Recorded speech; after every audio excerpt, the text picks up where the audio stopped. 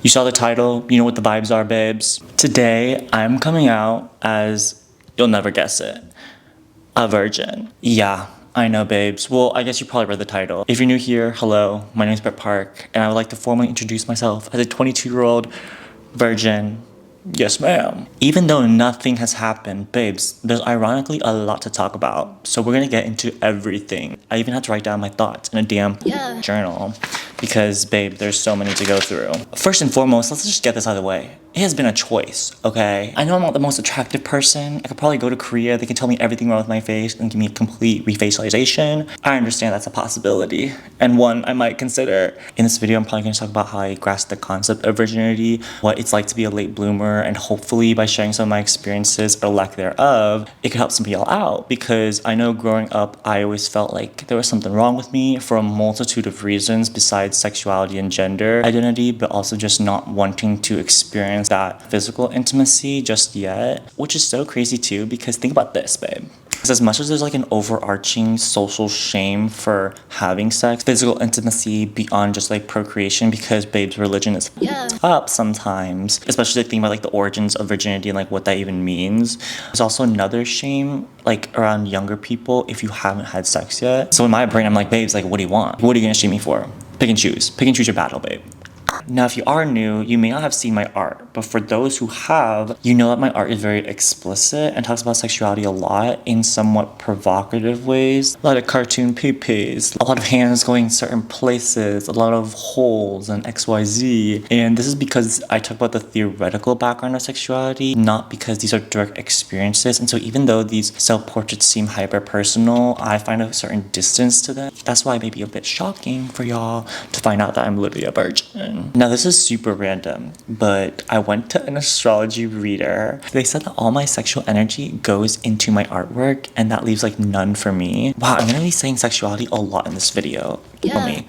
It's like a gender studies class, babe.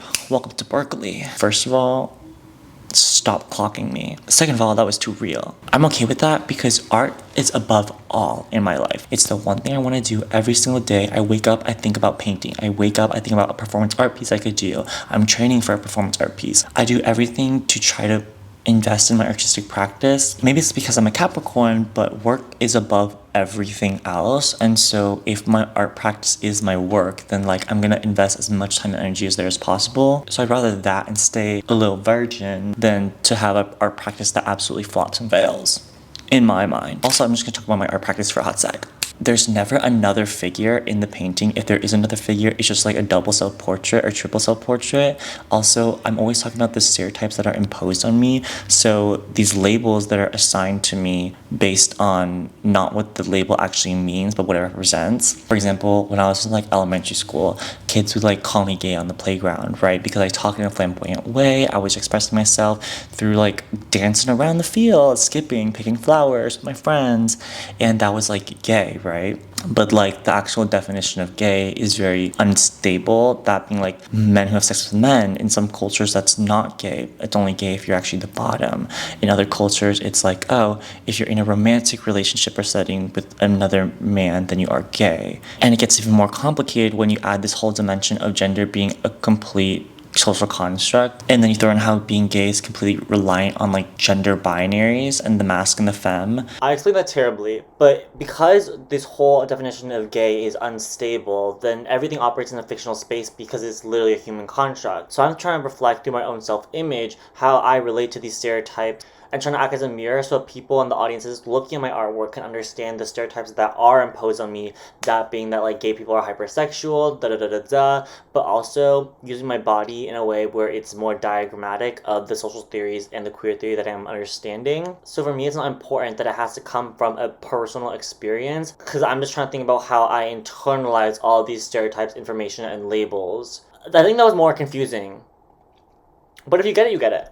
Now I'm gonna go over a complete history-ish of the people I've dated in my entire life, how many first dates I've been on, and the 2 people, 3, 4, 5, that actually made me lose my shit. And it wasn't their fault at all. And I'm gonna go pretty rapid fire until I get to this one person that like made me completely rethink everything in my life in a good way and a bad way. So let's begin. My entire life, I was told to marry a Korean woman because I had to continue the bloodline. Because in a lot of Asian cultures and Korean culture, the bloodline and the last name is super important and it has to be carried on throughout the generations. And so I was given this generational and spiritual pressure to marry a Korean woman and have a full Korean child with the last name being Park. And this is because my grandfather on my dad's side, this being like a patrilineal thing, is that the right word? I have no idea. He had two kids, my aunt and my dad. My aunt, being a woman, I know, super sexist, couldn't carry the family name, so it would let up to my dad. My dad, with my mom, had my sister and I. And because I was the only son, then everything falls on me to continue this bloodline. So, ever since I was literally born, people in my family have been putting the idea into me, I have to, one, of course, marry a woman. It was like a given. That wasn't even like a question. Two, it had to be a Korean woman, fully, and she had to give birth to a full Korean son with me. And so this has constantly been like repeated and told and ingrained into me ever since I was a child. And so I always thought, okay, fine, like I'll marry a Korean woman, whatever. But I was still like allowed to have crushes on anyone I want. So I started around kindergarten. I would walk laps around this girl who wasn't Korean and we would like hold hands. It'd be like a vibe. But I was just with her because I thought that's like what you had to do in elementary school. Even though I was like in kindergarten or first grade. Didn't work out. I think she gave me like cheat codes to Pokemon and then I was like, okay, bye. I know, I got what I wanted and zipped. No, it just didn't work out. It was just really complicated. Two, in second grade, I finally met a Korean girl that I thought was like pretty and I liked her hair and I thought it was really fun. She's really cute. And so I was like, oh my god, like duh, like we need to date. And I was like, oh my god, I can make my family so happy. I'm dating a Korean girl, like this is awesome. And I'm like in second grade. End up developing like this pseudo crush on her, like pseudo wanting her. I did chores to get some money to go to C's Candy. If you're from the Bay Area, you know what C's Candy is. I bought her like chocolates for Valentine's Day. I had my mom drive the 2 blocks from my house to her house to drop it off at her door. Didn't even have the guts to go to the door myself. I had my mom deliver the chocolates for me. And my mom just ended up talking to like her mom, I think, for like 2 seconds. And then we left. So awkward, so crazy. And then I was like, oh my god, I have to marry this person. So I asked the second grade girl, like, oh my god, what do I have to do to marry you? And she gave me a list of things. I think it was like 17 or like almost 20 things I had to accomplish or do in order to marry her, which is crazy. Oh my god, wow, this is opening up so many things, which is crazy because that means that she also had the idea implanted into her brain that she had to marry a Korean boy, and he had to meet a certain level of requirements in order for him to be like a suitable person to marry. Wild. Oh my god, that's actually ridiculous. This is therapy, babe. Wow, this is gonna be a damn podcast. And I don't remember everything on the list, but one of them was for me to attend Rice University. And no, I'm not making an Asian joke. That's like a real school, babes. So bizarre. Rice is like a really hard school to get into, and I think she was really proud because like her older sister went, from what I remember, and that's the only reason why she knew that college, and she knew it was a good college because her sister was smart and blah blah blah blah blah. Somehow it just stopped working out. I think she called me like a tryhard in school, and like it really ruined it for me. But also I blocked all of this out. Then of course, as I'm picking flowers in my elementary school field, playing on the playground with my girlfriends, and choreographing literal dances to say goodbye to my elementary school teachers after the school year ended. We were doing somersaults and cartwheels to Kesha's TikTok in the auditorium. Me and my friends pulled my 3rd grade teacher into the auditorium saying we have a special surprise for you, and I helped choreograph a dance to Kesha's TikTok. You can't get more gay than that. And we were twirling around, we had a big finish, a big pose, and the teacher was like, cool, like, thanks guys. No, I just think she might have started crying. She was really into it. But yeah, after that, I could not beat the gay allegations. And so everyone just started calling me that, which was chill. It was like, whatever. But at the same time, I was pretty good at basketball then. So I got some street cred for that. But in middle school, all that flew out the fucking window because everyone was starting to develop crushes on each other. Everyone was trying to date each other in middle school. We had this whole family tree that we like mapped out onto a piece of like binder paper, talking about like these people are a couple, these people are a couple, and they're gonna have us as children. So I had like a father in middle school that was like a couple with someone else. very bizarre. Anyways, I try to flirt with a lot of people, particularly girls. Obviously, repressed, not really wanting to explore sexuality, wanting to fit into this straight heteronormative binary. So I messaged a bunch of girls and I wanted to hold their hands and take them to school dances. And I took one to a school dance by doing this huge public Instagram like stop motion video for them freshman year of high school for prom. The gag of it all, she wasn't even active on Instagram, so when she didn't like the post, everyone thought that my homecoming ask was a flop and a chop. No, it worked. She said yes in text. And then in person I was like, hey, it's so funny how like you didn't like my post for you for homecoming. And she's like, oh yeah, I saw it. ... She's like, I already said yes. I was like, oh, okay, cool.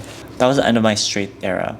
So I thought, but we're gonna get into that later. At this point, this has nothing to do with me being a virgin. I'm just going through everything. This is kind of fun though. Then sophomore to senior year in high school, I had a crush on like this one person, on and off, because I would have like mini crushes here and there. I'm kind of a romantic, love at first sight, hopeless, whatever. I would develop like mini crushes like upon looking at someone, which is actually insane. I need to stop myself because that's still happening today and that's actually awful. The one person that was consistent was this person who I've never told. They were in leadership. I know I was a leadership kid and I was the class and school president. Yes, ma'am. I know, me as a class president, crazy. Can you imagine that? Ugh, you probably could. No, I'm kidding. When it came time to holiday season during winter break, I wanted an excuse to give a gift and a note to this person, but I had to cover up some way because it'd be too obvious and I was too scared for that. So I ended up having my friends and I bake literal cookies for every single person in the group that I was organizing. And I drove around to every single person's house and was like, oh my god, I'm just delivering some cookies, da da da da da. And like, here's a special note that I wrote for you saying thank you for your service to the school and like for being a kind person. Everyone answered the fucking door and was at home, except for the person I had a crush on. They were away, so I had to give it to like his parents or some shit. I don't even know. The things I would use for someone is actually crazy and it hasn't stopped. I don't know if this is like normal or you play this game with your friends. You'd play just like most likely to, and one of the superlatives were most likely to lose their virginity last, and I got it. Like, people clocked me so early for so many things I had no idea about, but they're like, obviously Brett. Like, duh. Because I would just tell people that I don't have time for relationships. I don't have time to like explore sexuality. I don't want to do that. I don't want to be distracted from my goals. Because at the time I was trying to get like recruited for soccer. I know this is wow, this is so random. At the time I was also trying to get recruited for D1 soccer, and so I was really focused on that. And I was also like the student body president, and so I was really focused on that. And I was trying to get good grades, take AP classes, to satisfy my parents. Even though I was literally like flopping in all the AP classes I was taking, I was so pressured to take them anyways. And I knew that was like somewhat of a lie, but again, being a Capricorn, it wasn't a lie. Like, I was so focused on the grind is the only thing that mattered. Also, mind you, I came from like Silicon Valley, one of the most like sexually repressed places on earth, and my school was like 99% Asian, and so everyone also came from the same mentality as in work comes above all relationships, and like eventually you'll just like find someone, but that's more secondary to like your grades and stuff. And no one like had sex really in high school. Like, they did, but they didn't. When college started, everyone from my high schools were like, okay, finally we can be whoever we want and we can have sex. So everyone started losing their virginity. I'm like, yeah guys, like that's crazy. Like, I really just want to get out there too. For me, because I was like, oh wow, I waited for so long, like obviously I'm not going to do it with someone that I don't care about. So I wanted to know the person before I did anything, even though I was fine with hookup culture and like that made sense to me, and I was like, okay, I'll just do that if I can't find anyone that I really like vibe with. So I tried to be like more relationship oriented. So finally I allowed relationships to be a bit more of like a priority on my list and actually actively trying to find someone and not just be like alone in the studio making work or doing communications, which was what I was majoring at the time, even though you literally don't have to do anything for communications, which is why I was further deluding myself into thinking that I had more work than I actually did, because at this point I wasn't playing soccer anymore and I wasn't the student body president. So I'm like what the fuck, I have all this time on my hands, like I probably should try to explore relationships. Sophomore year came around, I was hanging out with someone and it was maybe flirty. I was getting mixed signals, but we were always hanging out like one-on-one and it was chill, it was fine. This is what up. I took this person to an art fair and we were gonna see the art together. It's supposed to be like a cute fun moment, but then I like hate seeing art with someone else around me because I don't know how much time to spend on one piece until it gets awkward and they want to fucking leave the booth to see the other booth next door. Also back then, I was looking at paintings like to see how they were made, so I would go really close up to them and like try to figure it out, and that was too embarrassing for me to show to the other person at the time. So I know this is so bad. I literally just was like, hey, like we should split up and like we'll meet somewhere back again. So I just left this person. It's funny looking back. I like left this person at like the fucking art fair, but they're like really extroverted, so they can like talk around like whatever. I wasn't worried about that. And then I just wanted to see the art on my own, and then we like met up here and there to like see an art piece. I know that was psychotic. I'm never doing that ever again. But because there's mixed signals and I wasn't sure where we stood like romantically, I hung out with them another time and we were in the studio together. We were just chilling, drawing, whatever, and I walked them back to their place at night, hugged goodbye, whatever. They walked back into the lobby, and then I was like, actually I should just tell them right now. So I call them. I know, so embarrassing. And I was like, hey, like actually I want to talk to you about something. Like, can you just come out really quick again? Like it'll take like 2 seconds. So then they come out, and then I'm like, hey, like I've been feeling some type of way. I'm not sure if you've been feeling the same, but I just want to ask, would you like to go on a date? And then they're like, actually, I'm kind of seeing someone right now, but it's really complicated, so I'm not really sure. And then I was like, oh, there it is. There it is. Like, let me just fucking kill myself. No, they're kind of talking, shifting, moving around, like almost spinning around. And then I was like, you know what? Like, it's chill. I just wanted to ask and like nip it at the bud in case like I developed feelings more than I already did. And so like this is really helpful. Like I'm glad we can still be friends, whatever. But that was heartbreaking. That was my first time asking someone out besides that girl in freshman year high school who I publicly made a stop motion video for. This is the first time I asked anyone out like in person to their face, one-on-one. And then I got even more insecure, being like, how could I be so stupid where I thought something existed when it clearly didn't? How could I think I was maybe seeing this person but wanted to gain clarity, and this whole time like they're also seeing someone else? How could I be so stupid? Still asking myself that same damn question. But that was me trying to do like the relationship thing. And at this point you may be wondering, oh, like you've never even gone over your first kiss yet. That's because it didn't fucking happen yet. Not until this. My sophomore year, a student magazine called Ho threw a party, and they throw parties like for their magazine launch every semester. And because I was part of Ho at the time, I think I wanted to go to the party. So I got a little group of my friends, and we all like knew each other's sexuality. They knew I was like not into girls. Oh my god. But I got so drunk and I started taking shots with this one Korean girl. And Koreans are known for like drinking culture and having a high alcohol tolerance if you're not allergic. So we were going shot for shot, and it was vodka. It wasn't like the 40%, but I think it was like the 30%. And in 20 minutes, we did like 10 shots. And this is like one of the first times like I'm actually drinking. So obviously I'm like plastered out of my mind, but I'm not blackout. All I remember though is that somehow we start making out, and we make out the entire night. I'm not joking. For 4 hours, we were down each other's throats. Also, this person was like super religious. I know, like saving like their next kiss for the altar, like jokingly but not jokingly type religious. Wow, all the psychoanalysts are probably gonna look at this moment and being like, wow, like this and this led up to that. Stop. We were the annoying pair that are making out throughout the entire dance floor, in the line to the bathroom, going back, waiting for our lift home. So embarrassing. And then everyone was like so confused because they're like, wait, aren't you gay? And then I was like, well, yes.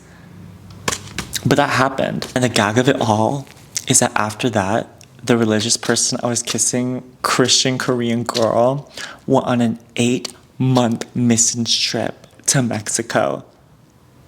Relationship flopped. Me trying to like kiss someone flopped. So I took a break from everything. I just reset. I was like, thank God it's spring. I can just not talk to anyone all of summer and just do my own thing and literally spend time alone and honestly just touch some fucking grass. Because at this point, I'm like, I'm gonna stay a virgin forever. Like, I don't want to talk to anyone. I don't want to start a relationship. I don't want to do anything. Fall comes around and I'm like, you know what? It's junior year. I have to start being a baddie. I need to enter a hoe era. So I downloaded all of the apps you could think of. Hinge, Bumble, Tinder, Grindr, all 4 of them. I really tried. I tried to put myself out there so much. And after that, I started going on so many first dates, probably 50. I don't remember half of them. I was just trying to schedule like a date every week. And for me, a date is always like a coffee chat. So I'd meet up with them, get coffee, talk about their life. I didn't like talking about myself because I was like just trying to feel out the other person, and I don't love talking about myself regardless. I know, which is so ironic because I talk about myself all the time online. Half the time I was paying for their coffee, the other half of the time they were paying for my coffee, so it was like a net whatever. I thought I wanted to do something, but the moment something was about to happen, I said no. I was like, ugh. There was one guy I met off of Grindr, and we went to the chapel at USC. It was oddly vibey and then not vibey. We're like, okay, we should probably just go somewhere else. So he drives me to like this view by the lake, and I think he wanted to like hook up there. But then when we got there and we parked, a cop rolled up behind us and was like, you can't park here. So the plan fell through for him. And then at the end of the night, I think he's like trying to make a move, and I was like, oh, well, I have to go, like, bye, like, thanks for dropping me off at home. So I leave, and then he texts me, he's like, oh my god, like, that was really nice, actually. I've never met someone off of Grindr that I didn't hook up with at the end of the night, so, like, this is kind of refreshing. And I was like, oh my god, like, what is happening? So after, like, 8 months of going on so many dates, like, a date per week almost, I'm like, what is wrong with me? Like, I just have to get it over with. So I found this guy on Grindr who had a picture, thank God, who was sweet over text, was funny. We met up at Ralph's. And so we go on a walk. I'm trying to feel the vibes. And he's talking about, like, his family and his trauma with, like, mommy issues and stuff. I was like, wow, this is kind of, like, awesome. Like, I love just hearing other people's, like, stories again. Like, I was so invested. And then we make a final loop, and he's like, oh, like, where's your place? And I was like, oh, my place is over here. Like, where's your place? He's like, oh, mine's, like, over here. And I was like, you know what? I really need to get groceries right now. So we both go into Ralph's. We split up. I get my fucking Kite dairy-free protein yogurt and granola, of course. He gets his cheese, and then he's like, well, is this it? And I say, yeah, like, this dairy is probably gonna go bad. I have to probably put it into my place now, and like, your cheese is probably gonna go bad, so like, we should probably just go home. What the is wrong with me?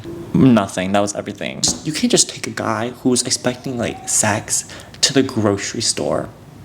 That's fucked up. And then I ate my granola and it was fine. Somewhere in that whole dating blur, I flew to Seattle to see my friend Tabitha. Love Tabitha, babes. Tabitha's okay with literally anything, and she likes to go party, and she's like, oh, if you find someone, like, you can just finally hook up with them. She's like, you fucking virgin. So I thought this was perfect. I already got the AOK from my friend. I'm in a completely different city. I don't have to see them ever again. This is gonna happen. So I'm on Grindr.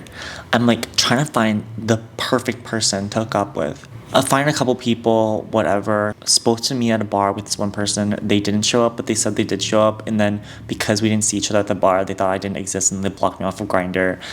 Whatever. Go to a club the next night. Find a guy at the club while on Grindr. Again, I've only kissed this one Korean girl, no one else. So no matter what, I'm like, I have to leave here kissing someone. Like, that's probably the bare minimum. Like, why like suck a dick when you can just start kissing someone? We're talking back and forth. He's cute. We're dancing in the middle of the dance floor, talking about his life, whatever, that he's also visiting his friends, and that's why he's in this part of Seattle. My friend Tabitha, drunk as was like, are you two gonna make out or what? And honestly, wing woman of the century, because we look at each other and we're like, I guess. Then we start making out. So again, history repeats itself, and we're those people on the dance floor making out. He's aggressive. I'm kind of like, wow, I'm not drunk enough for this. Like, what is happening? I don't like this. Like, it's all wet and like slimy. And then I whisper into his ear, I'm like, hey, like, where's your place? Like, where are you going tonight? He's like, oh shit, like, my place is super far, but my friends and I are gonna go to another club. Like, you should come with. But the thing was, it was my last night in Seattle. I know my friend's okay if I hook up with someone tonight, but I made out with someone that was chill with me, and I want to spend time with my friend. You would not believe what happens afterwards. There were 5 people that my friend knew that night that went to the same club. Guess who got COVID out of all 5 of us?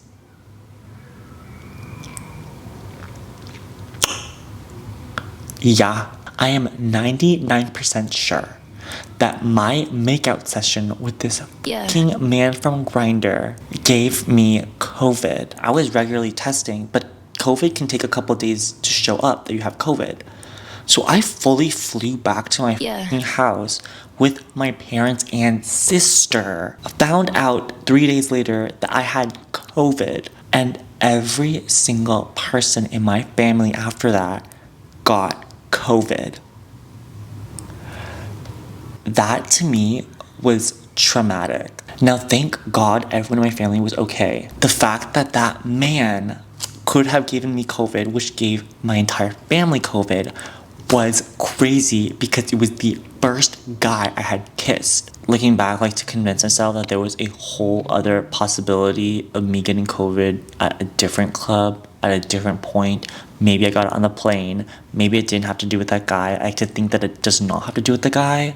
But in my brain, I associate it with that man. So I'm dating, not vibing with a single person. And on the rare occasions where I did vibe with someone, they did not fuck with me. I get it. You thought the last 2 sessions were bad? This is gonna make your head scream. So senior year fall for the UCLA USC football game, which is a huge rivalry. One of my besties from UCLA was like, hey, I'm going to this tailgate at USC. You should come with. So I was like, oh, cool. I'll just go and pull up. Him and I are having a really fun time. He's also like talking to this one girl there. So I'm drinking and stuff. And then out of the corner of my eye, I see this guy in like a UCLA hoodie, and he is so cute.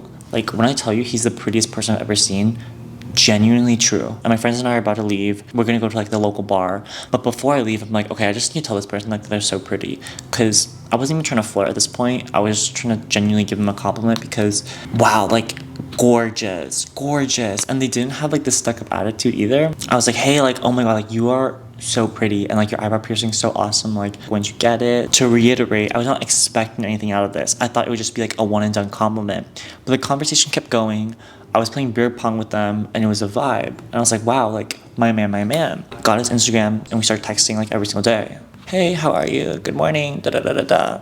Really stupid stuff. Schedules didn't line up too much, but eventually I take a bus to UCLA, which is an hour and a half almost, because I had crashed my car that semester. It's a long story, I won't get into it. I crashed my car that semester, so I didn't have a car on the freeway. It was fine, it was chill. And we talked for like 3 hours. He's just showing me around whatever. And we get back to his place, and he takes me to his room. Luckily, we had a really great conversation, so I felt really comfortable with this person. It wasn't like I met them online either, so I thought this was like a good start. We're sitting in his bed, just chatting, and I thought like he was implying something, so I was like, hey, like, by the way, just to put it out there, I don't really do this. I don't really hook up with people like this. At this point, I'm like very comfortable being like a virgin, telling people. So I told him like my situation. He's like, oh, okay, got you. And he asked like, what are you looking for then? I was like, I'm not sure, I'm just like open to whatever. I'm also trying to just do stuff with someone who I feel really comfortable with. What are you looking for? And then he's like, I'm not really looking for a relationship right now, but you know, I'm just trying to like chill and vibe with people. I'm not really interested in hookups right now, really. So I was like, okay, you just want like a friends with benefits. Then he's like, no, not that, like, but something that's not really a relationship. So that's how it ends. And we're still texting like every single day, which is actually ridiculous because we only saw each other twice, and one of them was at the tailgate, and this has been going on for months now. So the next semester, because there's like winter break and Thanksgiving break, I finally meet up with again, and he's at USC now. So I'm showing him around USC. We hang out for like a long time, and he needs to get home at this point, so I just drove him back to UCLA because I have a car at this point. But it's still like a 30-minute drive. Wow, a common theme, me just taking people back to their homes. Okay, whatever. But as soon as I drop him off, like he kind of just like quickly goes to his apartment, and I was like, fuck, like this is deja vu, but flipped, because I did this to like a Grindr boy a year ago. So after that, I was really confused, and I was like, I thought we were vibing. What happened? Like maybe it's my fault because I haven't really like kissed anyone sober yet. Again, have not kissed anyone sober yet. So I was like, you know what, maybe that was my fault. I was like, hey, like just making sure, like, are we good? Was it my fault we didn't like do anything? And he's like, oh no, like actually I didn't really realize you wanted to do something because I thought you just wanted to be friends. And I was like, what the fuck? Like this whole time, like you thought I wanted to be friends. Like we clearly outlined in the very first time we hung out exactly what this was gonna be, which is just us being comfortable with each other and maybe trying something. You knew my situation completely. I knew your situation, as in you don't want a relationship. We talked about all this the first time we hung out. So I was like, okay, you know what? Let me just spell it out in writing. So I texted back. Again, this is all important that it's in text, okay? You have to remember it's all in text. I was like, hey, like kind of decided this like the first time we hung out. We were kind of very clear, and I said I wanted to build trust and at least friendship connection before doing something with someone, but I wanted to try that. And he's like, okay, well, I don't really want to be in a relationship again, but as long as you're okay with that. Perfect, fine. I'm good, we're on the same page again. After another month of texting back and forth every single day, I'm being like overtly flirty in text, and I hate to say it, but I'm a really good texter. If you get me there, I can put on a fucking show. So I was being fun, I was being flirty, very forward, and I said, hey, let's have a little movie night, wink wink. He's like, okay, cool, wine night, just let me know what day, I'm there. Gives me a time and gives me a date for a movie night, but he says, 4 p.m. It's kind of early for a movie, but like whatever, I'll just do it. He's like, actually, like I'll probably be hungry because it's after work, so let's just grab some food too. Which brings me to something that is absolutely nuts. Because I'm a virgin, I was talking to all my friends about how they had sex, basically. Straight people, gay people, lesbian couples, etc. I talked to everyone about like their first time. I would look stuff up online, being like, how do you prepare to like bottom? Like how do you prepare to top? I'm not sure which one I am. I'm fine with either, but I heard from other gay people that bottoming is easiest your first time because you kind of just let the other person take over. And I was super anxious about my whole situation down there. So I'm like, okay, like I should probably like buy a douche. I should probably shave my ass, do all this like prep shit so that if it does come to that, I'm ready. So I literally look up like wiki tutorials on how to douche and how to do all this bullshit. So going into this movie night, I was prepping my whole thing. I was prepping so well. I was like not eating anything the entire day because I didn't want anything to go wrong. So he mentioned like eating dinner. I was like, okay, maybe this is like a good vibe. Possibly I should probably eat anyways. So I was like, yeah, like let's grab dinner. Now he was grubbing. He was hungry. And I was like, I respect it. Man just got out of work. Probably super tired and hungry. Me, I'm like eating like a little bit here and there. Trying to finish my plate, but really not finishing my plate because I'm like, what if I fucking bottom tonight? Like that's gonna be crazy. So after that, I'm like, okay, like you wanna grab the wine now? He's like, oh yeah, we can buy wine by my place. But he kind of brushed over the wine night already because he took me to dinner. And so when I was driving him to his place, he didn't ask me to stop by the wine store or the gas station where you could buy some like alcohol. I just drove straight to his place because I was like, oh, are we just gonna skip the wine part? I'm not really sure, but he glossed over it twice, so I'm not gonna push it because what if he's in like his sober era or something? So we go to his place, we're in his bed, puts on Sex in the City, put his arm around me, I was laying into him, we were watching the film, it was chill. Carrie Bradshaw, loved her. My first time watching Sex in the City. He's like, okay, like haha, like, well, do you want to make out now? I was like, oh yeah, sure. We start making out. First sober kiss ever. So we're making out, and I'm like, this is kind of fun, but kind of bad. Like I don't think I'm doing a great job because I'm like taken out of it. Maybe it just felt awkward and I was super nervous. I get on top of him. Maybe y'all can like enlighten me, but I'm not sure how long people make out for. I've heard people make out for hours, and I've also heard people on like Grindr hookups, whatever, not want to make out at all. I didn't think you were supposed to make out for that long, but that was my bad. And so I was like, oh, like should we take our shirt? Like, do you want to take your shirt off? Like, let's take our shirt off. He's like, haha, like kind of soon. I was like, oh, haha, you're right. We make out for another like couple minutes, and I was like, oh, like maybe we should take our shirts off now. This is all important, by the way, okay? And if you're my family, why are you watching this? Don't watch this. I'm like kissing him like down his neck, and like he's like, oh, no hickeys. I'm like, oh, okay, yikes. Kissing him down like his chest, but once I'm getting to like a certain area, he's like, wait, like what did you want to do tonight? When I'm in the moment, I'm nervous and stuff, but it's not that serious. So I'm like making a joke. I'm like, you know what, like I don't really know, like suck a dick, like let's see. And he was like, oh, like I don't really want to do anything tonight actually, sorry, like do you prep or anything? And I was like, no, I didn't. Fully knowing I had fucking douched for this man and shaved my fucking ass for this man. We're continuing to make out, and I'm like laughing to myself at this point. This is where it gets really fucked up. I like fully laughed into his mouth, which was really fucked up because like when you laugh into someone eventually he's like, okay, like let's take a break. And so we take a break, arm off of me, very cold. We finish the episode. He turns around and like for me, if it's bad, just tell me it's bad. Tell me that I was just laughing too much and just taking things too fast. Like, just tell me. You know, I'm all about like communication, whatever. But he goes, hey, so like, actually, I'm really confused because I thought you just wanted to be friends. Girl, what the fuck? I'm gagged. Because we had overly communicated what was happening between us. And to go even further, he says, yeah, honestly, it's just like a lot of pressure that you're a virgin. The fact that like you knew exactly what my situation was, we had talked about everything so overtly, and yet you still like pull this and say this about me. So I pack up my shit, put my shirt back on, and then I'm walking out of his house. I'm like, okay, like see you later, I guess. Like we could barely make eye contact with each other. Like it was so bad, which just sucks because we were like, I would say we were friends. We don't talk to someone every single day and then not develop like a friendship. Maybe he texted me like later that night being like, hey, like I hope I didn't like upset you, like actually like I'm just haven't been wanting to be like sexual lately, and da da da da da. I hope that's okay with you and I hope that we can still be friends. That felt good to me because I was like, okay, I'm not crazy. It wasn't like he texted me to reiterate that like it was pressure that you're a virgin, like I thought you said you wanted to be friends. Like it wasn't on me. He was now talking about like himself, and I made sure that I wasn't like pushing too far, making him uncomfortable, like didn't possibly give him a hickey. Like I don't really know, but like that as like a situationship killed me, because imagine you're a virgin your whole life. Some of you don't have to imagine, and those are my people. Hey girl, you make out with someone, you do all this prep for them, you shove a tube up your ass to blow water in your ass to shit out dirty water so that a man can fuck you. And then when you take off your shirt for someone for the first time, what ends up happening later that night is that they say, actually, I thought we were just friends. To get yourself to a point where you're finally comfortable with like taking off your shirt for someone in like an intimate space, and then for that to happen, crazy. Of course now I know that like it's not necessarily how I look that was the issue, but also I can't help but think like, yeah, it actually is how I look, because if you were like a super hot person, that would not have happened. They would have just like went through with it. Like even like hot people, like at least my friends say that even if someone's really bad in bed, if they're hot, you'll just like go through with it. So I know I'm not like attracted like that, but I know it wasn't like completely my like body that like turned him off.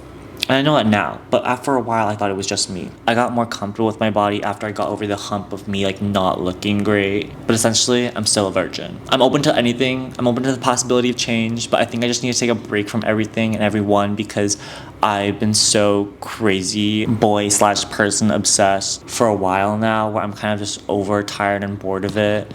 And just exhausted, honestly. Having to always talk about my sexuality in my art and overanalyze my whole personal history, psychoanalyze myself, not give myself the space and the distance to actually process things that have happened. I've been putting so much weight and pressure onto like personal and intimate parts of my life and not focusing on like the platonic relationships that are amazing and the love I can get and receive from other people besides romantic or sexual love. So that's been my journey, babe. My camera's literally about to die. So the battery did die and I'm on a different camera, which is honestly probably a better camera anyways. Like, if it's slightly out of focus, I apologize. But just to continue and to wrap up this video about my entire dating life and me being a virgin at 22. Even though there's probably so much baggage and shit that's in my brain that I have yet to unravel, I'm at least happy that throughout this whole experience of me kind of having self-discovery and whatnot, I've tried at least to open myself up to the possibility of doing something with someone, but also having the self-restraint of knowing that if I'm not comfortable with something, I will stop it or just won't engage with it. And I can look back on my college and high school experience saying I did not date anyone, did not anyone, did not get anyone, but I did put myself out there and I did try, and it just didn't work out. It wasn't like I was pent up in my room expecting to get into a relationship, but then not trying to be in a relationship or not putting myself out there, which is fine too. Everyone's like on their own path, like, but for me personally, I did like really try. It'd be like that. So yeah, I guess I'm a late bloomer and a virgin, whatever. Do whatever you want with your body. You own it, it's yours. As much as we talk about sexual liberation now, it's also important that we talk about norms as a whole, and especially if like you're a queer person and dealing with like these like different forms of repression in the back of your mind, socially, sexually, gender-wise, culturally, that you allow yourself the time to process these things, and you also give yourself the grace to make mistakes and to carve out a path on your own, because when you're already not the normal, expecting the normal to happen, it just doesn't make sense. And to also recognize that none of us are normal. That's the whole point and the oppressive nature of social norms in general, is that no one can achieve the ultimate standard. Like Jack Alberstam in like The Queer Art of Failure. Everyone is constantly failing all the time at like meeting a certain social expectation. Of course you can get to a proximity to it and a closeness to it, but there is something really liberating about